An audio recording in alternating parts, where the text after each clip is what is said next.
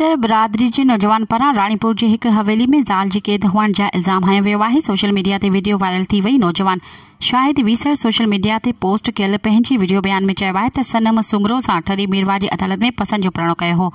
मुझे खिलाफ़ अगवा जा कूड़ा इल्ज़ाम हया विया। राणीपुर जे हिक पीर जी हवेली ते असांखे ॻाल्हाइण लाइ घुराए मुंहिंजी ज़ाल खे कैद कयो वियो। हवेली में कैद मुंहिंजी ज़ाल खे आज़ाद कराए वञे। हवेली में कैद ॼाणायल सनम सुंगरो जो वीडियो बयान बि साम्हूं अची वियो। सनम सुंगरो जो चवणु आहे त मूंखे कुझु ॾींहं अॻु शाहिद अली वीसर अगवा कयो हो। हाणे पंहिंजे वालिदेन वटि आहियां। मूंखे कंहिं बि किथे कैद न कयो आहे। सनम दी गुलाम असगर कुछ ॾींहं पहिरियां शाहिद अली वीसर पंहिंजे साथियुनि सां मूंखे अगवा करे वियो हो ऐं मुंहिंजे माइटनि मूंखे ॻोल्हे वरितो। मां उन्हनि सां हली आयसि ऐं मां हिते पंहिंजे माउ पीउ सां ख़ुशि आहियां। कंहिंजे बि कैद में न आहियां मां। मज़ीद ख़बरनि ऐं तफ़सीलात लाइ विज़िट कयो असांजी वेबसाइट www.awamiNewsHD.com ऐं ॾिसंदा रहो अवामी न्यूज़ HD।